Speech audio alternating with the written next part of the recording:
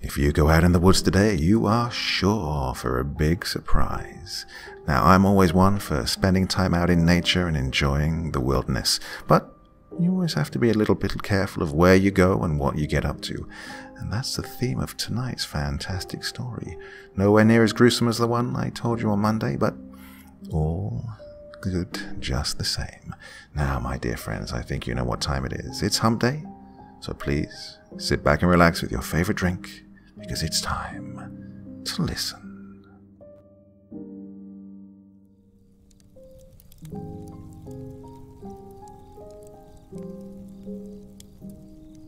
Down here in the South, riding horses is still a fairly popular hobby amongst many folks.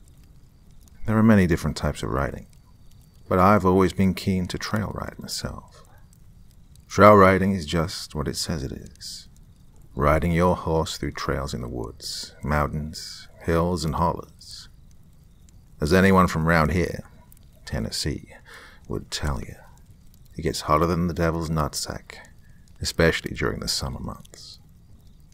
That is to say, when it's summertime, trail riding takes place at night. Often we wait until early fall to begin riding, because the weather makes it easier. But during the summer, we ride at night. These rides are always a time and a half. It's usually just a small group of us that gets together. We all gather at the edge of the woods, find the trailhead, and from there we set out together for a long night of trail riding through some of the South's last uncivilized land. This particular story and ride took place in early August 3 years back. My father and I met up with our friends JR and H around 8 p.m. at a place known to the locals as Gilly Hill.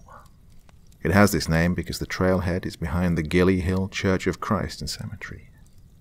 Yeah, I know it sounds bad already, but this has been the only trailhead to this ride for as long as I can remember, and it's never caused any sort of problems. So, like I said, we set off for a long night of horse riding, and for everyone but me, a long night of drinking. Now note, I never drank when we rode, because I wasn't of age, and I was our designated driver. I'm aware this all may sound very dangerous, or even strange, but I assure you it's not, at least not to us. Gilly Hill is full of well-traveled trails during the winter, but during the summer people don't ride as much, and the trails grow up, making it easy to get lost, or at least turned around. Horses are smarter than most folk give them credit for, though. They have a tremendous sense of direction, and can see well at night. The only problem with horses being able to see at night is that in order for them to maintain their vision, it needs to remain dark. This leaves you without anything to improve your own vision while you ride a 1,000-pound animal in the dark through the middle of a wooded nowhere. The only exception to this is one may use a dim light with a red bulb and red lens. For whatever reason, which I'm sure someone here can explain, these lights won't make your horse night blind, as we call it. Aside from that, the only light we have comes from the glow sticks everyone ties to the front and back of their saddles, so we can keep up with each other easily.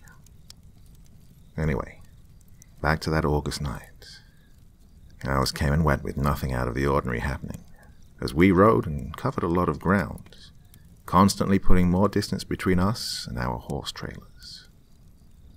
I guess it was around midnight when I made the comment that I was hungry and had brought food to cook, implying I wanted to stop for more than just a few minutes to build a fire and eat. Unsurprisingly, I was not the only hungry one, because we immediately stopped and within a few minutes had a fire roaring and hot dogs roasting. When we would stop for any period of time, we would always tie our horses to trees in a circle and gather in the middle to do our thing. This was done especially at night, for more than one reason. First, because it allowed everyone to relax a little, as we could all keep an eye on the horses together and made sure they didn't run off. This had happened before, and it's nearly impossible to catch a wild horse in the woods at night.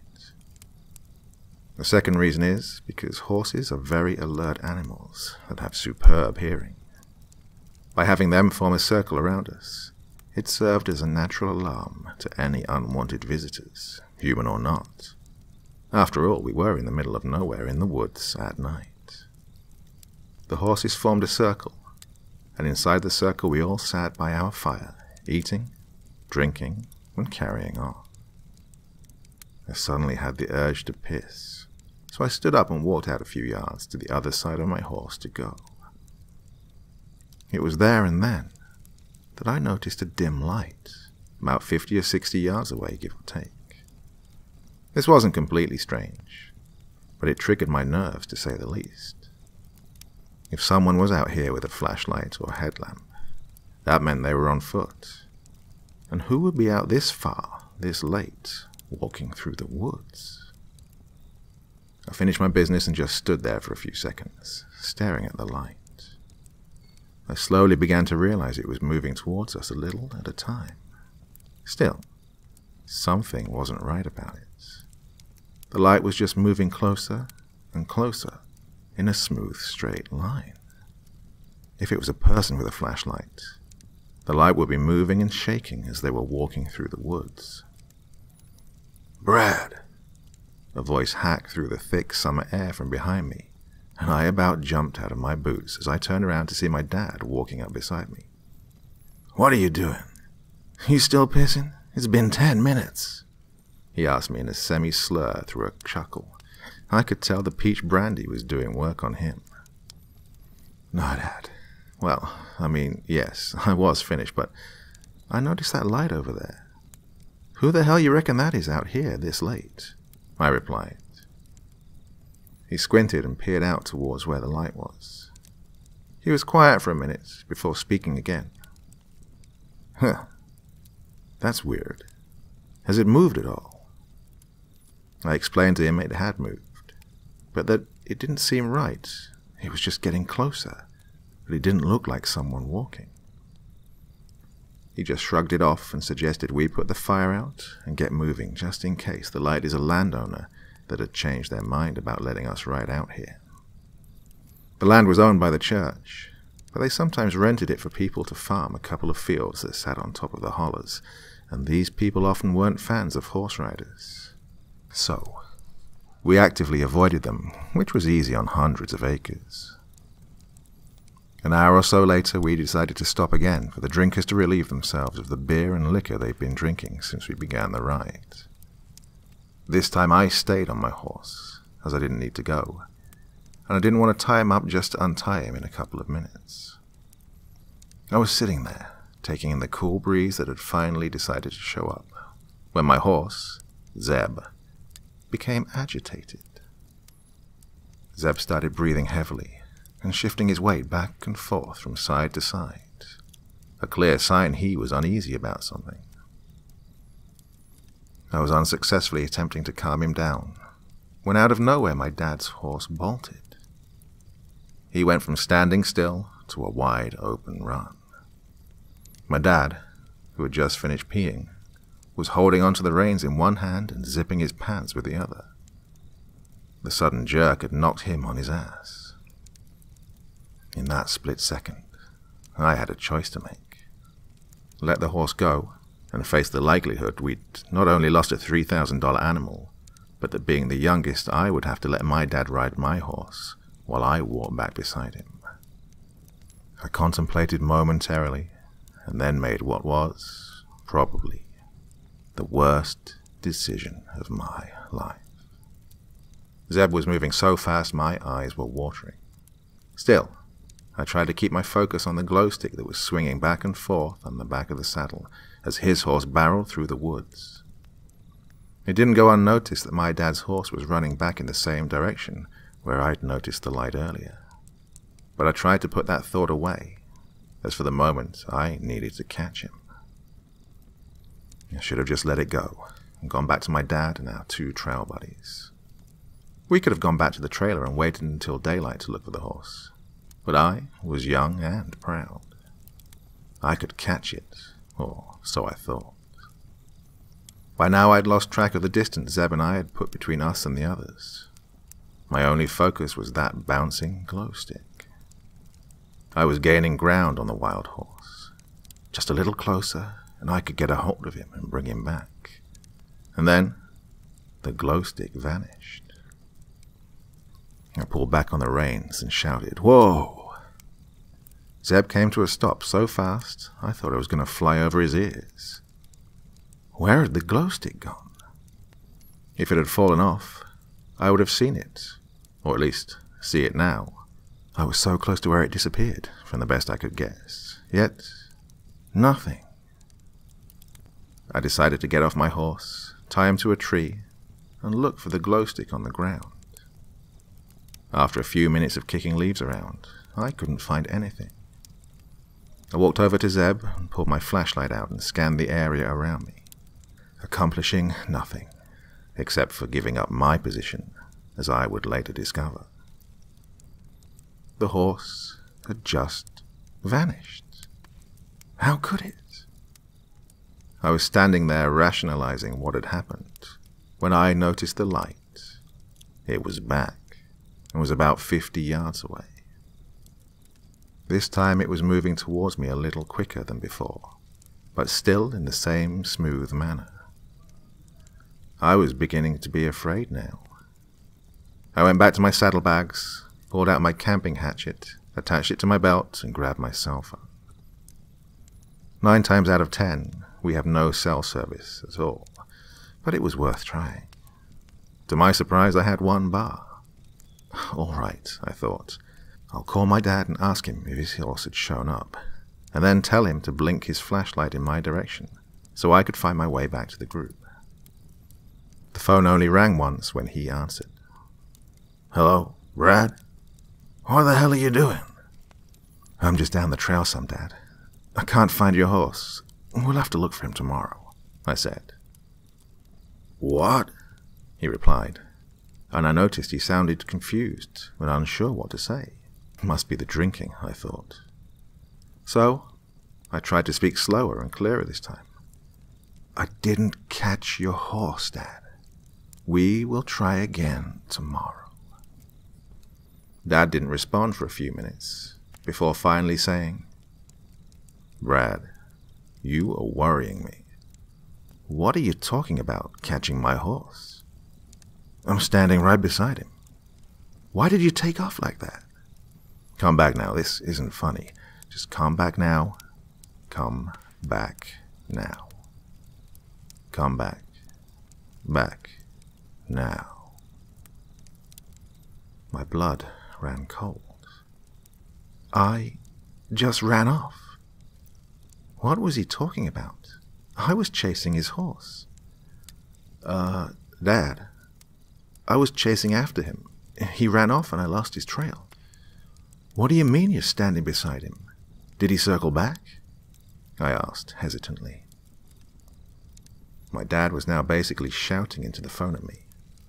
"No, I told you to cut it out. Come back now. Come back." And with that, my phone beeped, and I looked down at the screen and read, "Call dropped. No service." Of course. I was frozen in my tracks. I know I saw his horse run off. I'm not crazy. Hell, I chased it for 10 minutes. I took a few minutes to get myself together before getting back on Zeb. I noticed the light I'd kept seeing hadn't moved any closer. I turned my horse to head back in the direction of my dad, when I saw a light come on from where they all must have been waiting. As I started back in that direction, the light ahead of me started blinking. I was finally calming down and feeling relieved when I remembered I never told my dad to flash his light at me on the phone. I stopped Zeb and turned back towards the other light. It was now moving towards me and blinking as well. What in the hell was happening? I was officially terrified. When my phone vibrated, I put it out and looked down at the screen. It was a text from a number I didn't recognize. I opened the text and read, "Brad, it's Dad. My phone's in the truck. Horse came back. Where are you? Sweat dripped from my forehead, and my hand shook as I read the message again. Brad, it's Dad. My phone's in the truck. Horse came back. Where are you? I felt like an idiot. I knew my father never brought his cell phone when we rode. He always stuck his phone and wallet under the floor mat for safekeeping, as well as to protect them from being lost. So, who had I talked to? The person asked me why I ran off, and why I was trying to catch their horse. Clearly they had some idea about what was going on. Hell, maybe they'd been watching us. Whatever the case was, I didn't like it. The land we rode on was owned by the church, I knew that much, but I didn't have a clue about the surrounding property. The Gilly Hill Church of Christ is fairly isolated, so it was safe to assume that the land surrounding it was as well. We're talking about hundreds of acres that are nothing but wooded mountains and hills. It isn't like this was farmland that was being worked and watched on a regular basis. We very rarely encountered any other people. The only issue we ever ran into was disgruntled hunters who were trying to hunt illegally on the church's property. Multiple horses and drunken riders do a pretty good job at scaring off any deer that might be in the area. I did my best to calm myself down a bit. I needed to take care of business and backtrack to where I'd left my dad and the others. It could have been fear or just a little paranoia, but I took the glow sticks off my horse and stuck them in my saddle's bags. If someone was following me, I wasn't going to help them. Plus, they were only there for the other riders to be able to see me, and I was alone now. The lights I mentioned seeing earlier were still blinking and coming from both directions, ahead and behind me. I was still fairly sure which one was coming from where I estimated my dad to be, so that's the one I used as my North Star, so to speak. Sure, it seems easy to know which way I'd come from, but these woods ain't your run-of-the-mill dark. They're so dark you can't see past your horse's ears when you're in the saddle.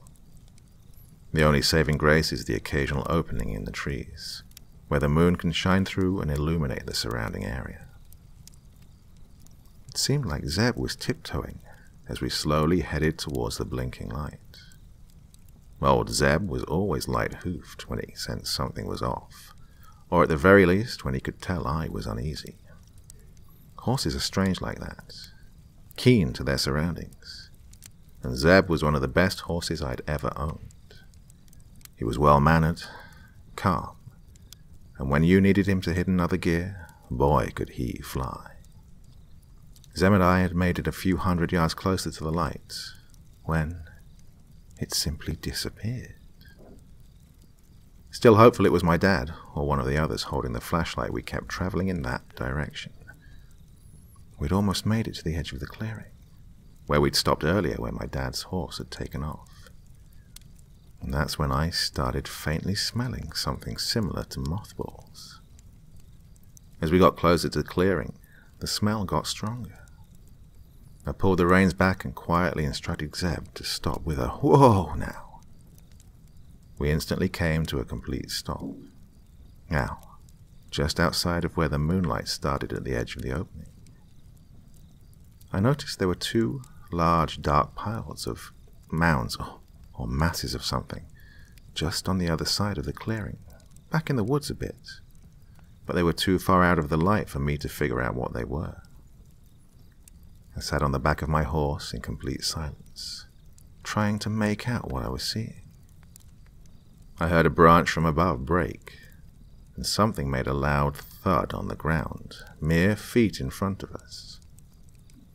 It stood just in the light from the moon, making it barely visible.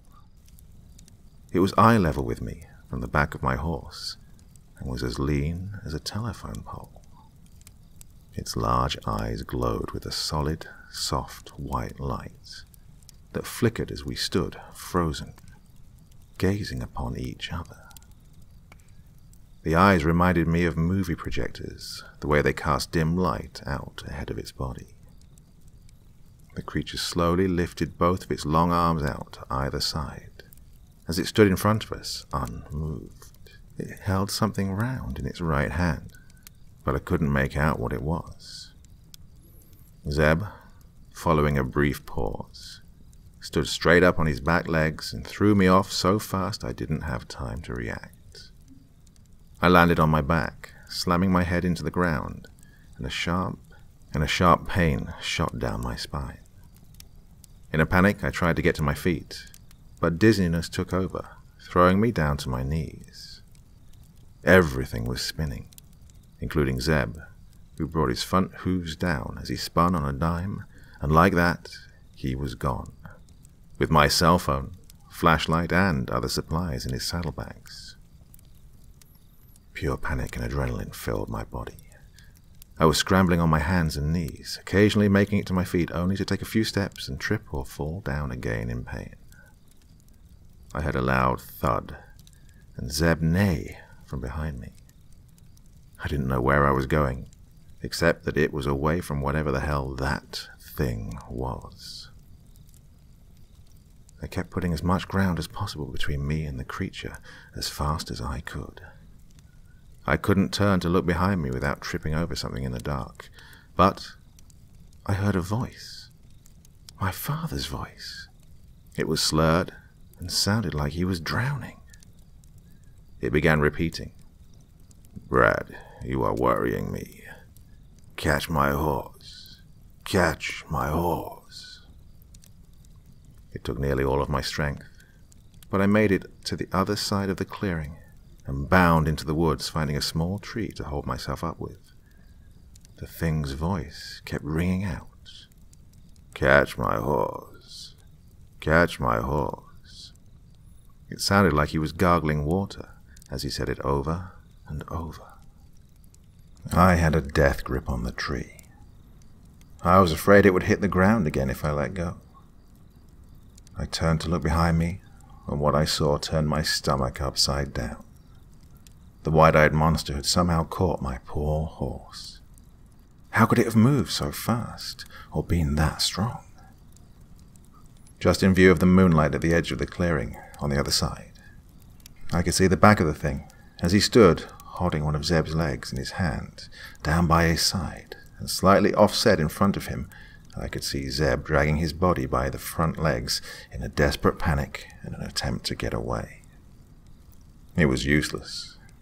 With a speed that was incomprehensible, the creature ran its sickle-like claw down Zeb's chin, stopping at the stomach, allowing his insides to spill out.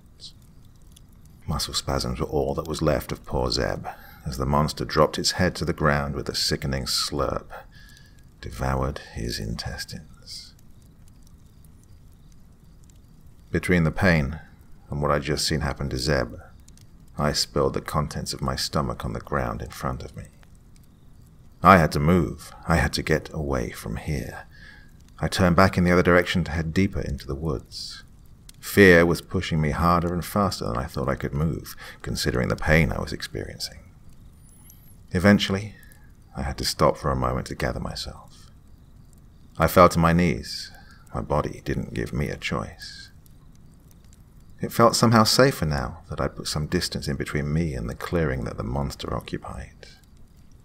That's when I noticed I was just feet away from the two mounds I'd noticed before the horse threw me. My heart instantly filled with dread. I knew then that nothing good was going to occur in those woods that night. As quietly as I could, I inched slowly towards the large, lifeless objects. Before long, I stood looming over one of them. It was JR and his horse, minus both of their heads. The horse's neck and all of JR looked like they'd been gnawed on by a horse-sized dog. I stumbled backwards in terror, afraid to approach the other mound. But I had to know if it was my dad. I'm ashamed to admit the relief I felt when I looked upon the mangled body of H's horse. I spun around and quickly scanned the rest of the area, and there was no sign of my father, nor H. Thank God. I bent over, placing my hands on my knees, drawing deep breaths from the humid Tennessee air as my head spun. A million thoughts were racing through my mind. Where were they? Had they escaped? How far could they make it? How far could I make it? What the hell was that?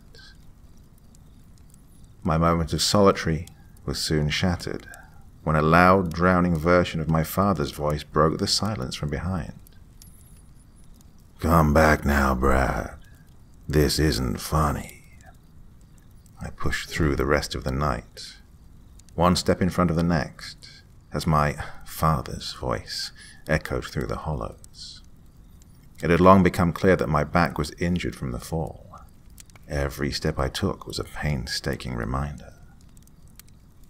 The severity of my injuries was a mystery, but the loss of feeling in my left hand wasn't. As the sun rose, there was still no sign of my dad or H, nor the horrendous creature that had attacked us. Heat came from above and plagued my speed. My best guess, it was somewhere around 1 in the afternoon and nearing 100 degrees. My location, on the other hand, I couldn't even have begun to calculate. When I ran from the creature the night before, I had no idea in which direction I'd gone. At the time, I only focused on staying on the tops of the ridges. That way, if I was ambushed, I could try my luck with a plunge off the side of a cliff, instead of having my head removed from my body. That may sound terrible, but you didn't see how easy it was for that monster to remove my horse's back legs. One thing was clear. I needed to make a decision. Should I keep moving and hope to find help? Maybe run into my father with a little luck? Or would I find some place to hole up for the night? If I kept on walking, trying to find help, and didn't, that would likely be my end.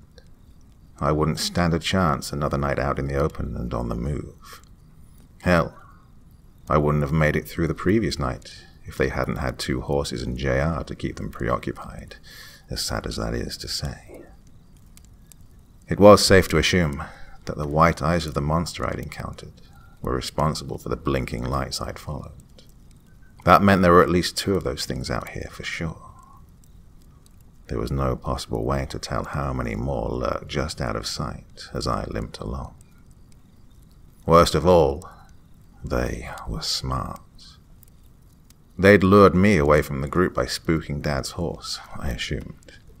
They were able to break into his truck and call me from his stolen cell phone. Not to mention strong enough to kill a grown man and 2 horses. That settled it. I would find somewhere to hide, get some rest, and as soon as day broke, haul ass. With a little luck, I could find one of the creeks or rivers that coursed through these hills. The water would not only wet my whistle, but I knew there had to be a handful of old hunting shacks built on the water that had long been forgotten. I knew a dilapidated wooden lean-to wouldn't do much in the way of actually protecting me, but one just feels safer inside 4 walls. Plus, anything was better than spending another night on the move. I didn't think I could manage that. There hadn't been any sign of the creature since right before the sun came up. I was hoping that wasn't a coincidence. Maybe the creature was a nocturnal predator, or maybe it was just stalking me, waiting for last night's feast to wear off before attacking. It could go either way. Regardless, I couldn't get the thing off my mind. I wouldn't be able to for a long time. It was the most awful thing I had ever seen. It seemed like I would never shake the smell of mothballs. It doesn't start getting dark in Tennessee during the summer until around 7 in the afternoon. This left me with a few hours before night started to set in. My first goal was to find a creek or river, and then locate a low-limbed tree, climb up as high as my injured body would carry me, and rest. Once rested, I would climb down, follow the creek in either direction, and hope to God I could find somewhere to hide. Now, there are a few ways you can go about finding bodies of water in the wilderness. If it's around sunrise or sunset, you can look to the skies. Birds usually visit their water source around these times. That method wouldn't help me now, though. Another trick is to find well-traveled animal paths. Animals in the wild don't usually roam at will.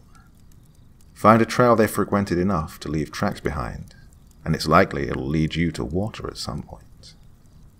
Aside from those two methods, you can read the landscape if you know what to look for. This was how I planned to do it. I looked for rock structures that pointed to open-mouth caves, which are responsible for a lot of the creeks around here. Finding water at the source is ideal, because you don't have to worry about a dead animal or anything else contaminating it upstream. After a couple of hours, I found what I was looking for. A fast-moving stream that started at the mouth of a small cluster of boulders. I fell to my knees on one of the rocks that made up the stream's bank and dipped my entire head in the water. It was cold, and nothing had ever felt any better. I could feel the previous night washing off of me. I drank my fill of water. Then I flipped over flat stones until I had a few crawdads by the tails. I split them in half and sucked their innards out. It wasn't ideal, but a fire was out of the question. I didn't have the time. Once I'd taken care of myself, I decided to climb to the top of one of the larger boulders and rest there. Once I painstakingly reached the top of the enormous boulder, I took my boots off, spread-eagled, and soaked in the sun. The cold water that clung to my hair, mixed with the warm sun, was all I could take. I was violently yanked from a deep sleep by a skin-crawling scream that seemed to be coming from a few hollows over.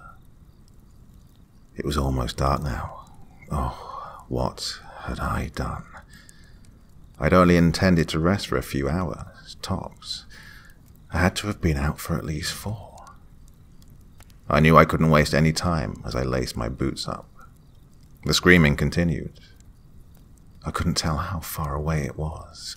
It sounded like a woman, but it sounded like the source was gurgling water as they screamed.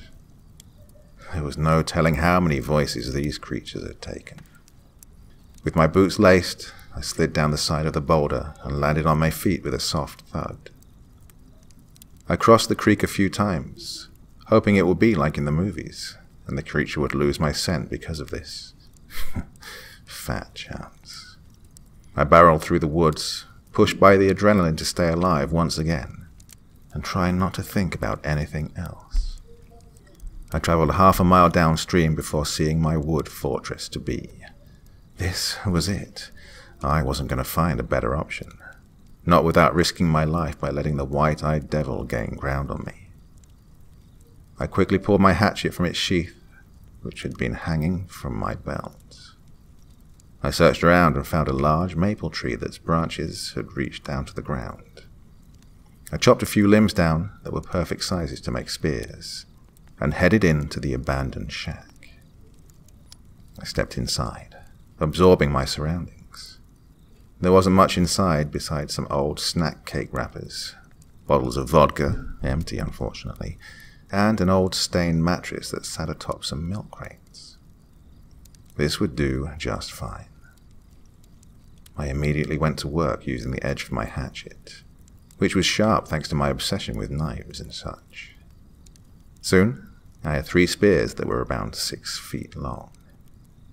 The plan was, if I was attacked, I would use the spear to keep separation between myself and the thing that was coming for me. I decided to run back out and find a log that was long enough that I could push it against the inside of the door and wedge it against the adjacent wall.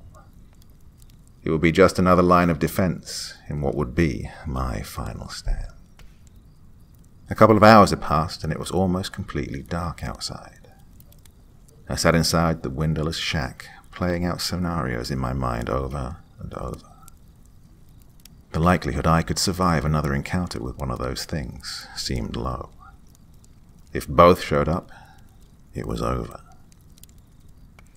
The screams were now a mixture of my dad's voice and an unidentified female. I'd always heard these creatures would use your own voice as a scare tactic. Luckily, this one hadn't. I wondered how long these things had been out here, hunting and killing. I'd used the trail road here a few dozen times, and never encountered anything out of the ordinary. Sure, there were tales that got passed around, since the cemetery was the last thing you saw before entering the woods. But this was no ghost. It was as real as you or me. I closed my eyes and trained my ears the best I could to the noises from just outside the lean-to's walls. The screaming had abruptly stopped, but now it sounded like the wind was blowing the tops of the trees down. I could hear them sway as they cracked and popped.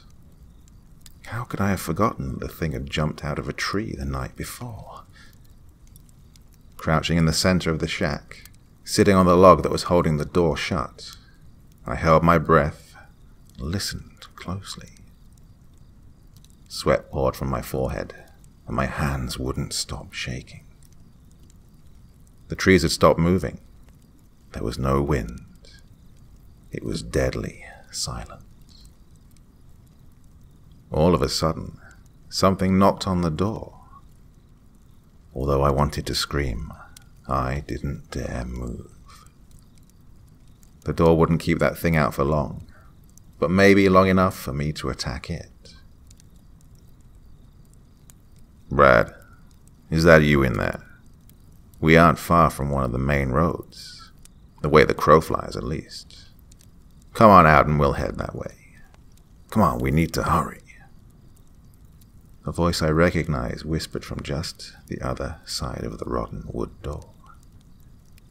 My father's voice was betraying the creature. Although he had gotten better at mimicking him, it was still apparent that something was off. He paused for a moment before repeating himself verbatim, and then stopped again. This creature didn't have many of my father's words mastered. Still, he tried again anyway. This time he was becoming angry. He pushed against the door. It barely budged. Come on now, son. Open up. We don't have time for this. I swear it's me. We need to get back. His voice shook. I began to wonder if, maybe, it was actually my father, when I heard branches from above crack and my father's voice scream in terror from the shack's front porch. The thing was trying hard to scare me, and boy was it succeeding. I grabbed my longest spear and squatted in the middle of the shack, holding the point towards the door, trying to prepare myself for whatever came next. The trees above me sounded like a tornado was blowing through them. Something heavy slammed into the roof of my hideout, and my father's voice cried out, "Run, Brad, run!" I wasn't falling for it. It was trying to draw me out again. Not this time, I thought. I held my position, both hands holding the spear straight up with the base supported by the ground and the hatchet back on my belt. It was going to attack from above again. Not without a fight from me, though. The creature slammed into the roof again, and this time the old rafters couldn't take the weight. The slam was followed by the sound of ancient wood snapping and breaking, and 1,000 wood splinters exploded like a grenade into the room, causing me to turn my head to protect my eyes. Just as I did, something heavy came down on top of me, knocking me on my back, followed by an explosion of something wet. The bastard must have come down right on my spear. My plan worked. I rolled over and looked up to see my father, just as he yanked the spear from his chest and blood covered the floor. Sweet Jesus. It really had been my father at the door. My paranoia had stopped me from looking to see who it was. And now, because of me, my father was bleeding out in the floor. I rushed to his side, thrusting my hands over the wound in a feeble attempt to stop the blood loss. He looked up, past me, through the hole in the roof, into the trees, and I did the same. There was a pair of glowing white eyes looking down at me, and I could hear a faint growling. I turned back to my dad and frantically said, "Dad, I'm so sorry. I thought it was that whatever that was. I didn't know it was you. You have to get up and run. I'll hold this thing off as long as I can." He kept his eyes locked on the creature in the trees. "It's okay, son. That thing had been following you, and I was following it. It disappeared, so I thought it was safe to come out, but it snatched me from the porch, and well, you know the rest." He chuckled as he said this. Only he wouldn't lose his sense of humor at a time like this. I looked up through the hole in the roof, and the creature was gone. Tears poured from my eyes as I saw the blood staining my hands that covered the hole in his chest. "I'm going to go out there and try and lure it away. When it comes for me, you run to the road," I replied. Dad smiled, and before speaking, coughed up a mouthful of blood. "No, you aren't. JR and I killed the other one, but it took JR with him. I plan to return the favor. Here, help me up." I pulled him to his feet.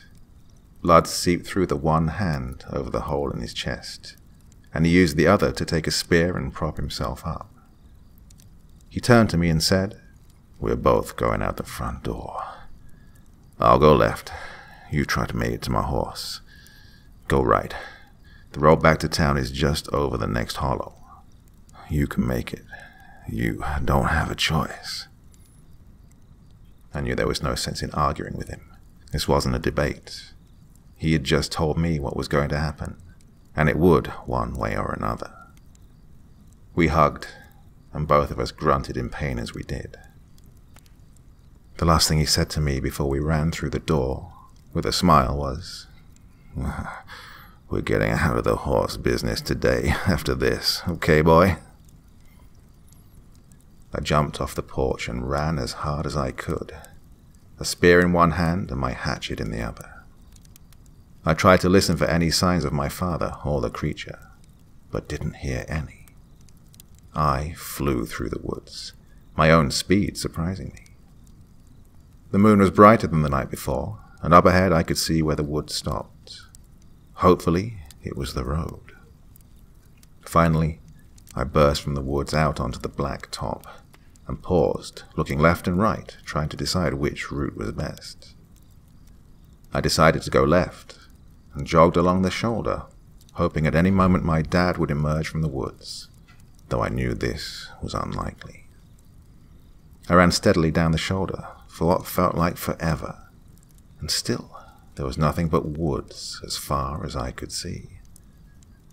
It felt like I would never make it. Something caught me off guard. I felt a fiery pain shoot through my left leg, and I hit the ground. I rolled over and looked at my thigh, only to see one of my spears sticking out from it. I spun my head around, and just behind me in the road, the white-eyed creature was bounding towards me in long, smooth, unnatural strides. I got to my knees and yanked the spear from my leg, and felt like I would faint from the pain. But what adrenaline I had left pushed me harder than ever. I climbed to my feet and, in a last-chance power drive, sprinted towards the creature. The creature's mouth slowly opened, impossibly wide, as I closed in on him. It had teeth like a shark, except they were longer, curled and twisted. The teeth looked like roots. It had scaly skin that looked like tree bark. Its arms were so long its fingers dragged along the ground as it walked. This was the first time I'd truly seen the monster. My eyes burned, it was so ugly. It rang out my father's voice for the last time. This isn't funny. Come back now. This isn't funny, Brad, it said, almost mockingly. I couldn't have agreed more. Still running, I lowered the spear in my left hand, holding it tight against my waist for support, and drew the hatchet back behind my ear as I closed in on the freak of nature. We collided in the middle of the road. My spear only grazed his side, but my hatchet landed true in the creature's sternum with a sickening thud, and it recoiled, falling to its back and scrambling away with the hatchet still lodged in its chest. I got to my feet and grabbed the spear with both hands and ran and jumped on top of it, planting the spear through its throat. The creature let out a series of screams that sounded like 100 voices rolled into one. It was horrifying. I pushed my foot on the creature's chest, removing the hatchet. I knelt beside the wriggling Goliath, holding it down with the spear, and commenced to hack. I didn't stop until there was nothing left but a bloody pulp. I was dizzy from blood loss and exerting so much effort. Still, I made it to my feet, using the spear as a crutch. I removed my belt and fashioned a half-assed tourniquet. I then started limping back in the direction I'd been traveling when I was attacked. I don't know exactly how far I made it before collapsing. I don't know how long I laid in the road before I got lucky and someone drove through and saw me. I woke up in the hospital some days later. They said I was dehydrated and had experienced severe trauma to my right leg. Oof, they had no idea what trauma was. The police had been waiting outside my room when I woke up. Boy, did they have some questions. Where were JR and H? Where was my father? I knew the answer to 2 of those for sure, and had a good idea about the other one. I lied to the police, though, naturally. I told them we were ambushed by some angry hunters and gave them fake descriptions. They would never have believed me. I wasn't going to be written off as crazy, not after everything I'd been through. My family was allowed in after the police finished their questioning, and they were ecstatic to see me, and were worried about my father. I lied to them too, and told them he'd died before we made it out. Well, it was mostly a lie, but the likely probability was that he had died. There was no reason for them to have to know the truth. The Gilly Hill Church of Christ minister even visited me. I actually told him the truth. He didn't respond, just said God bless and left. I spent a week in total in the hospital, and to this day I carry a limp. The bodies of my father and the others were never recovered. All we found of the horses were their hooves and the saddles. I'd like to say it all ended there, but it didn't. I have another horse now. Sorry, Dad, I didn't get out of the business like you wanted. It's just that, well, the horse makes it easier to hunt those white-eyed sons of bitches.